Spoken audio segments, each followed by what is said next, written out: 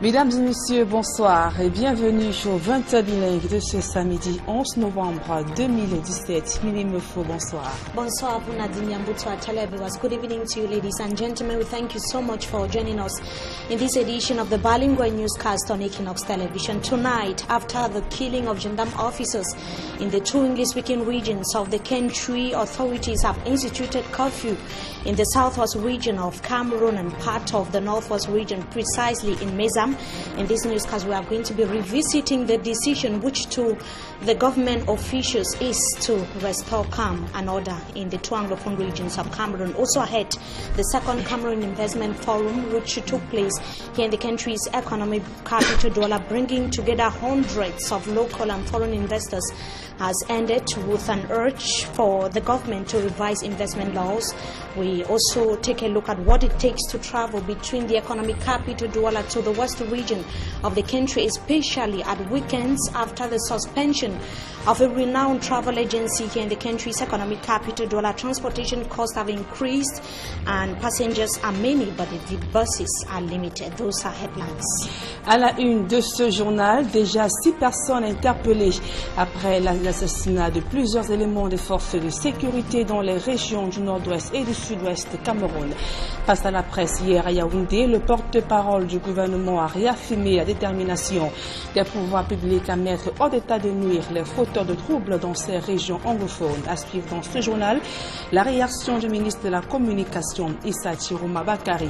Également à suivre, le calvaire des usagers de la route nationale numéro 5, plusieurs jours, plusieurs semaines après la suspension de l'une des plus grandes agences de voyage sur l'axe Douala-Bafoussam. Les passagers broient du noir, donc difficile de rallier. Pour certains, passent plusieurs heures devant des agences pour pouvoir obtenir un ticket et les prix sont passés du simple au double. Voilà pour le sommaire.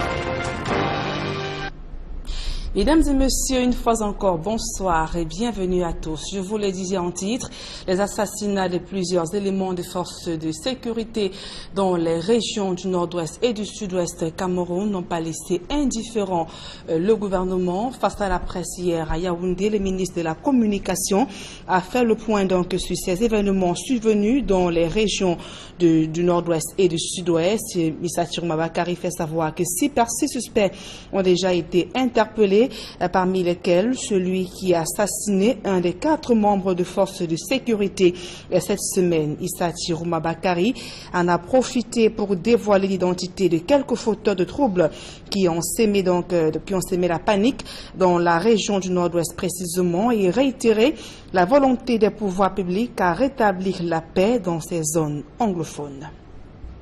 Écoutons à présent cette réaction du ministre de la Communication, Issa Chiroma Bakari, au cours de ce point de presse donné hier dans la ville de Yaoundé.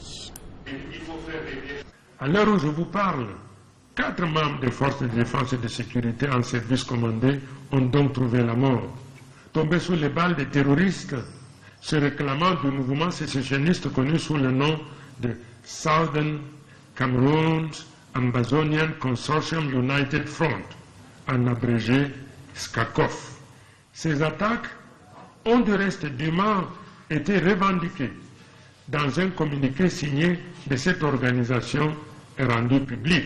À ce sujet, je signale qu'au cours des ratissages organisés pour retrouver les assassins terroristes, les forces de défense et de sécurité ont dû affronter la résistance d'individus visiblement suspects qui refusaient d'obtempérer aux interpellations. Il s'en est suivi des échauffourées qui se sont soldées par la mort de 2 terroristes et de 5 blessés parmi eux. À ce jour, les investigations menées par les forces de défense et de sécurité ont permis de mettre la main sur 6 dangereux suspects, porteurs au moment de leur interpellation de 12 munitions de 7,62 mm dans la localité de Missadje, département de Dongamantum, région du nord-ouest, au moment où ils s'apprêtaient à franchir la frontière en direction d'un pays voisin. Il s'agit des nommés Wiringo Flavian, Bonkike, âgé de 32 ans, Nzelaomolius Lunius Wirachi, alias Livi, 26 ans, Njo Zeka, Léonard Sului, alias Aliou Osam System, 26 ans, Wala Ernest, 21 ans, Ngoran Linius, alias Livi, 31 ans, Nzeyouf Raoul, alias Aguero, 23 ans. Au cours de leur exploitation à la Légion de gendarmerie du Nord-Ouest à Bamenda, les suspects dont je viens de donner le nom ont tous avoué être les auteurs de l'attaque du lycée technique de Djakiri le 6 novembre 2017. Ils ont par ailleurs précisé que c'est le nommé Nzela Moniuli Livinus Wirchas alias Livi qui a assassiné le gendarme Jonlai. Bienvenue. Au niveau... Et notons que le couvre-feu est désormais instauré, de nouveau instauré plutôt dans la région du sud-ouest Cameroun. Le gouverneur de la dite région, Bernard Okalabilai, interdit toute activité commerciale ainsi que de moto-taxi entre 19h et 6h, tout comme les activités de chasse ayant recours aux armes à feu et les heures réglementaires d'ouverture et de fermeture des débits de boissons sont strictement mises en application. Le gouverneur de la région du Sud-Ouest, dans un communiqué, justifie le choix de ces mesures par les impératifs de protection des personnes et des biens. Notons que cette mesure du gouverneur de la région du Sud-Est, Bernard Okalabilai, est entrée en vigueur depuis hier, vendredi. Dans le reste de l'actualité, le relèvement du niveau de développement dans les régions moins dotées et sous influence de Boko Haram, ainsi que la nouvelle approche dans le soutien financier au Cameroun. Voilà ce qui constitue les nouvelles axes de la coopération entre le Cameroun et l'Union européenne. Qu'est-ce qui va exactement changer et quels peuvent en être les résultats? Éléments de réponse dans ce reportage que signent Emmanuel Diop et Guizogo. Le Cameroun et l'Union européenne viennent de mettre en route deux projets dans le cadre de leur coopération. D'abord, celui portant sur le processus de relèvement et de consolidation de la paix au Cameroun. Cette importante réunion, c'est que le gouvernement et les partenaires ont validé la stratégie de relèvement et de consolidation de la paix qui concerne les problèmes conjoncturels et surtout structurels qui ont un peu marginalisé les régions de l'extrême nord, du nord, de l'Adamawa et de l'Est. Côté Cameroun, le diagnostic du mal est clair. Nous vivons une situation difficile. La guerre contre Boko Haram, les problèmes de sécurité dans l'est du pays, mais il faut reconnaître qu'avant ces événements, c'était déjà des régions qui étaient frappées par le sous-développement, frappées par la pauvreté, plus que les autres. Et la volonté est de faire en sorte que ces causes qui pourraient également expliquer les actions de terrorisme par ailleurs, que ces causes-là disparaissent. Aussi, à la longue, au-delà de la réponse militaire, il est question d'aller plus loin. Si nous gagnons la guerre militaire, mais sans gagner la guerre, la bataille économique, les populations vont continuer à être au contact avec ces djihadistes qui lancent des sirènes de déstabilisation avec certaines populations qui pourraient dire pourquoi pas, pourquoi ne pas les suivre puisque nous souffrons énormément. À ce sujet, une stratégie est apprêtée. Dans notre stratégie, tout devrait s'arrêter en fin décembre, début janvier, pour que, avec le lancement du nouveau budget, avec le début de l'année, que la mise en application de la stratégie commence effectivement. Concrètement, 5 volets sont ciblés, lesquels couvrent les déplacements à la jeunesse, en passant par la gouvernance, l'intégration économique et l'accès à la terre. Sur un tout autre plan, le Cameroun et l'Union européenne ont inauguré un nouveau programme de financement. C'est une convention de financement de type appui budgétaire. Donc c'est des transferts qui seront faits directement au Trésor du Cameroun pour faciliter, pour accompagner des réformes, notamment dans le secteur rural. Les modalités et les secteurs concernés sont définis. Cette nouvelle approche qu'on inaugure aujourd'hui, qui est l'approche budgétaire, ça veut dire qu'une partie des allocations est mise dans le budget public de l'État pour financer des actions qui ont été décidées par le gouvernement du Cameroun. Et en l'occurrence, pour l'appui budgétaire sectoriel numéro 1, qui va de 2017 à 2019, c'est essentiellement le secteur rural, dans le développement du secteur rural, et la gouvernance, c'est-à-dire les finances publiques. Cet appui de l'Union européenne au Cameroun est de 163 milliards de francs CFA non remboursables. Reste maintenant à scruter les résultats qui vont en sortir. Si vous devez partir de Douala pour la région de l'Ouest Cameroun, précisément Bafoussam, il vous faudra beaucoup de patience car trouver un bus pour s'y rendre est devenu extrêmement difficile depuis plusieurs semaines. Les passagers doivent patienter des heures dans les agences de voyage, voire des jours après, pour pouvoir obtenir un ticket dans l'espoir de trouver un bus. Et les prix sont passés du simple au double. Le reportage de Claude Eukwa, Albertine Bidjaga. Quartier Brazzaville, dans l'arrondissement de Douala 3e. Il est plus de 21 heures et des dizaines de voyageurs en partance pour la région de l'Ouest attendent désespérément de rentrer dans un bus. Certains ont acheté des tickets il y a plusieurs heures. Il y a beaucoup de passagers, il manque de voyageurs et les bus ne sont pas encore là. J'ai payé mon ticket depuis 16 heures. Ils nous disent de patienter, les voitures sont en route. J'ai payé le ticket depuis hier, parce que hier, quand je suis même arrivé, mon ticket n'avait plus assez de place et j'étais obligé de m'aligner pour que je paye le billet pour aujourd'hui. Absence de voiture, mais également spéculation. Pour partir désormais de la ville de Douala pour Bafoussam ou Baganté, il faut débourser un peu plus que d'habitude. Le prix augmente à fur et à mesure. Vous payez le billet à combien? J'ai payé le billet à 5 000 francs. Autre lieu, même scénario. Rond-point Dakar à Douala.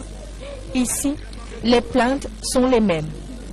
Les voyageurs venus emprunter des bus sont priés d'attendre pour la plupart. Et comme au quartier Brazzaville, les tarifs sont revus à la hausse. C'est le tarif qui est cher. Aujourd'hui, ils ont haussé un peu le tarif. Trop de passagers, manque de voitures. La situation exaspère certains passagers. Et les peu de transporteurs qui sont là, on les met les bâtons dans les roues à une période forte comme celle-ci où il y a beaucoup de finales de l'est à l'ouest. La preuve en est que vous-même regardez, il n'y a pas de véhicule. On souffre depuis que le général est fermé. Les choses pourraient empirer dans les prochains jours avec les fêtes de fin d'année qui pointent à l'horizon. La demande sera alors plus importante. Accélérer le processus d'amélioration du cadre des affaires avec un accent particulier sur le nouveau directeur d'industrialisation, tel est l'essentiel des recommandations formulées à l'issue de la 2e édition du Cameroun Investment Forum. Les travaux se sont achevés hier à Douala. Le reportage de François Dikoumé, Donald Anouzoua. Les recommandations formulées à l'issue de la 2e édition du Cameroun Investment Forum convergent pour la plupart vers l'amélioration du cadre des affaires au Cameroun avec un accent particulier sur le nouveau plan directeur d'industrialisation. Il y a eu des recommandations fortes. Par exemple, l'idée de revoir un peu la loi sur les investissements et en fin de compte essayer d'ajouter autant que faire se peut d'autres incitations dans ces lois en incluant d'autres secteurs qui ne sont pas encore pris en compte pour permettre à un plus grand nombre des investisseurs camerounais de pouvoir en bénéficier. Si l'élaboration d'un cadre incitatif aux investissements privés qui accorde des exonérations fiscalo-douanières aux entreprises, aussi bien pendant la phase d'installation que de production, tend à être une réalité, le pays doit à présent se déployer pour convaincre les porteurs de projets étrangers à venir investir au Cameroun. La promotion des investissements est un travail transversal. Ça ne peut pas dépendre que de l'API. Le fait de vouloir de recommander que l'API ait quand même de démembrement à l'extérieur du pays pour permettre à cette agence de pouvoir mieux se déployer, mieux canaliser ses actions à l'étranger afin d'attirer le plus grand nombre des investisseurs directs étrangers vers le Cameroun. Pour mémoire, 300 entreprises camerounaises et étrangères ont pris part à la deuxième édition du Cameroun Investment Forum avec à la clé 180 rencontres B2B entre les différents participants. Le chapitre santé de ce journal à présent, près de 20% de mortalité infantile sont causées par la pneumonie. Les chiffres sont alarmants. Le ministère de la Santé publique tire la sonnette d'alarme. Une campagne de sensibilisation en prélude à la journée de lutte contre la pneumonie a été lancée à Yaoundé. Élisée Borba à Cyril. Quelques jours avant la célébration de la journée de lutte contre la pneumonie, le ministère de la Santé publique tire la sonnette d'alarme. La pneumonie est une maladie grave et mortelle, mais que l'on peut éviter grâce à un suivi médical approprié. C'est une maladie assez fréquente chez nous et qui touche principalement les enfants de moins de 5 ans et les personnes âgées de plus de 65 ans. Et en termes de chiffres, il faut dire que la pneumonie est responsable de 15 à 20% des décès chez les enfants et c'est la première cause de mortalité infantile chez nous. Donc c'est une affection très importante sur laquelle il faut se pencher, il faut sensibiliser les populations pour que les parents consultent rapidement dans nos hôpitaux dès l'apparition des premiers symptômes. Pour mener à bien la lutte contre la pneumonie, le ministère de la Santé publique s'est trouvé un allié de poids. L'association Ange Hélène, qui annonce son implantation au Cameroun, apportera sa touche dans le domaine de la sensibilisation. Nous prévoyons de mener une campagne de sensibilisation et de vaccination auprès des enfants de 2 à 5 ans. Faire venir des parents, les sensibiliser sur la maladie, les causes, les symptômes, et ensuite de trouver des fonds pour vacciner le grand nombre d'enfants contre cette maladie. Les nouveau-nés, les enfants, les femmes enceintes et les personnes âgées présentent davantage de risques de développer une pneumonie, maladie qui se manifeste par une toux, une douleur thoracique, une gêne respiratoire, une température pouvant aller jusqu'à 41 degrés Celsius, entre autres. Et cette note triste pour sortir de ce journal, l'ancien entraîneur des Lions indomptables du Cameroun, Léonard Seque, repose désormais dans son village natal à Souza depuis ce samedi. Il a été conduit à sa dernière demeure devant des anciennes gloires du football camerounais et représentants du ministère des Sports. Et pour sortir également, éliminatoire Coupe du Monde de Russie 2018, le Cameroun a fait match nul avec la Zambie ce jour, 2 buts partout. Les buts camerounais ont été inscrits respectivement par Zambo Anguissa et Yaya Banana. Déjà éliminés depuis la 5e journée, les Lions indomptables et les Chipolopolo terminent ces épreuves sur un score de parité. La rencontre s'est jouée cet après-midi à Douala du côté de la Zambie. À présent, la deuxième partie de ce journal avec vous, Mimi Mofo. Thank you, Nadine Yambuto. Our televiewers will welcome you to join us in this second segment of the news. We begin right with this question: what is the situation in some travel agencies here in the country's economic capital, Douala, after a general voyage was slammed a 3-month suspension? Passengers who have been crowding other agencies say that buses are limited, but transportation costs have increased as a result. Let us now take a look at the situation in some agencies here in the economic capital, Douala, by night in the following report. The picture of travel agencies at Brazzaville, Douala Free Municipality by night. Dozens of passengers who paid for their travel tickets several hours before nightfall are queued up, waiting for buses to travel from Douala to Bafoussam. Il y a beaucoup de passagers, il manque et les bus ne sont pas encore là. Depuis 14 heures. Others are still to have a seat in one of the agencies, while some are almost giving up with their traveling plans due to limited buses.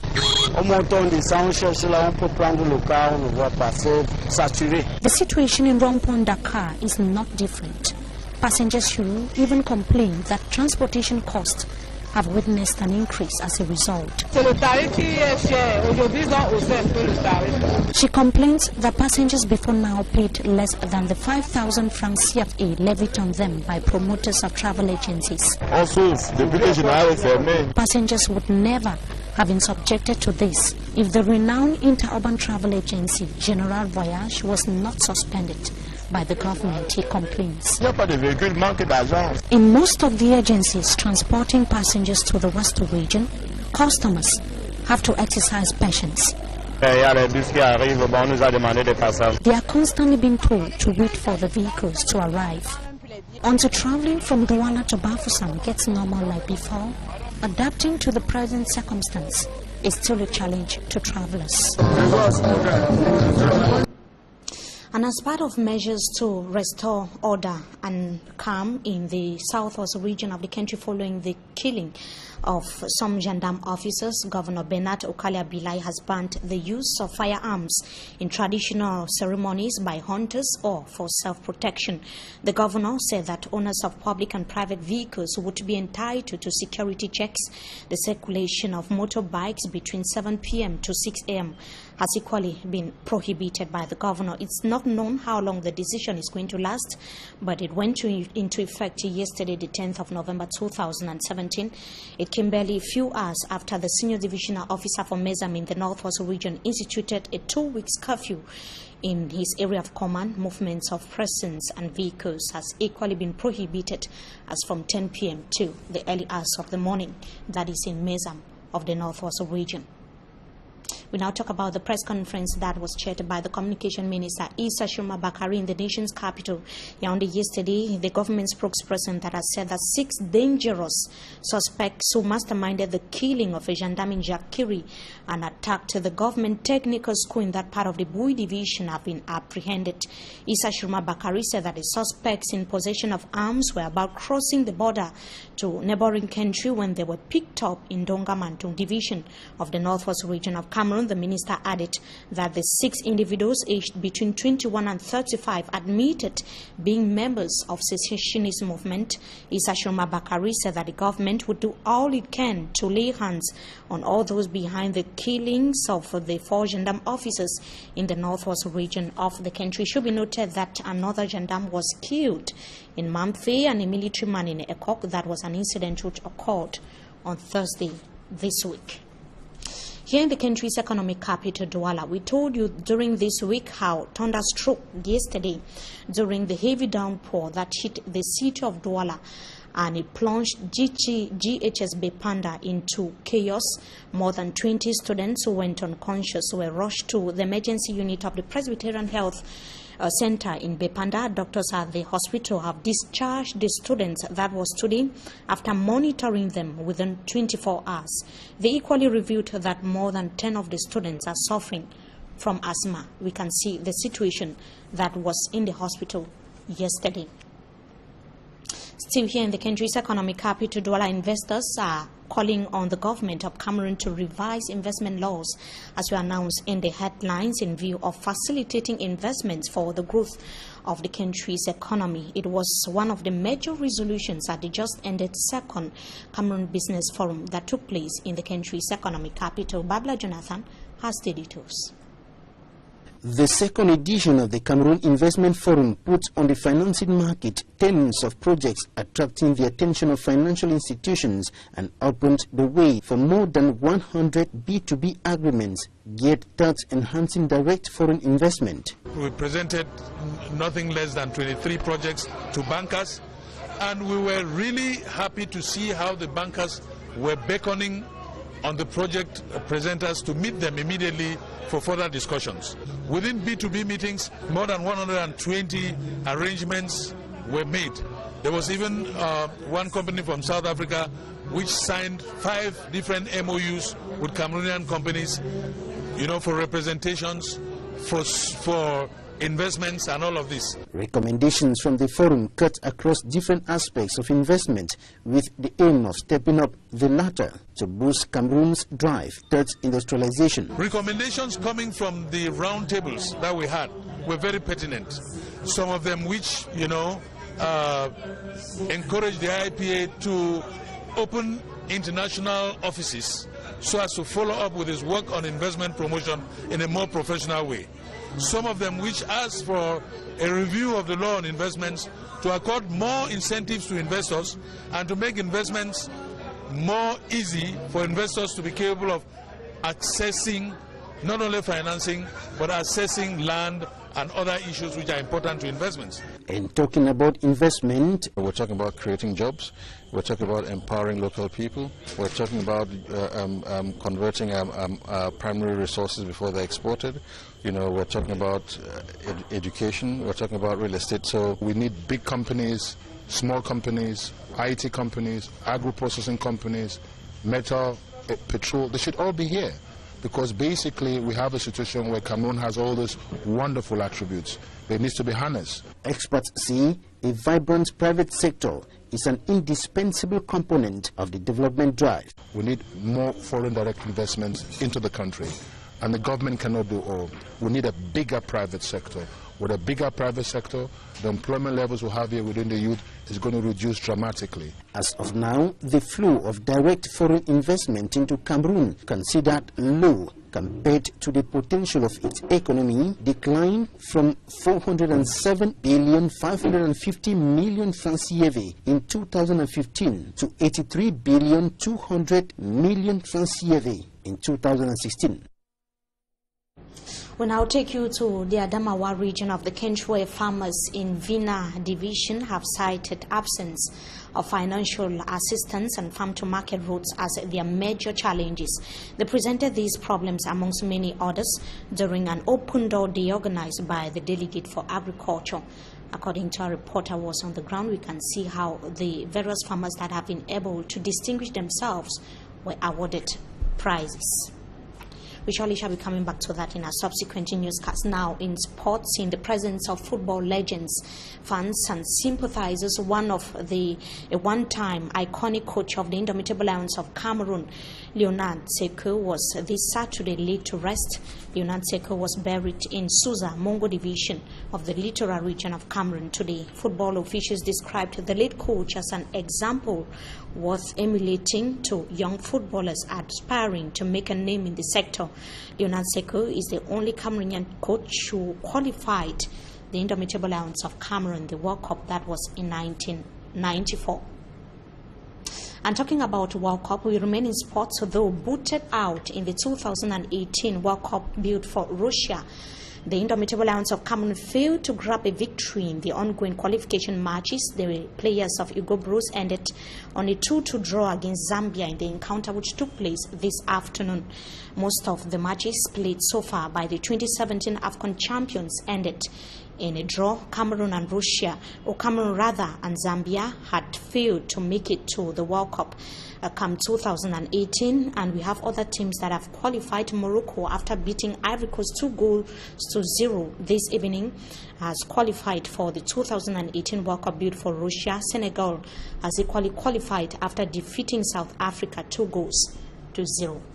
They're bringing us to the end of this edition of the Bilingual Newscast on Equinox Television. Viewers, so thank you so much for joining us. Wishing you a blessed stay in the company of our programs. Until we meet again, goodbye. Nadine Yambou, bonsoir.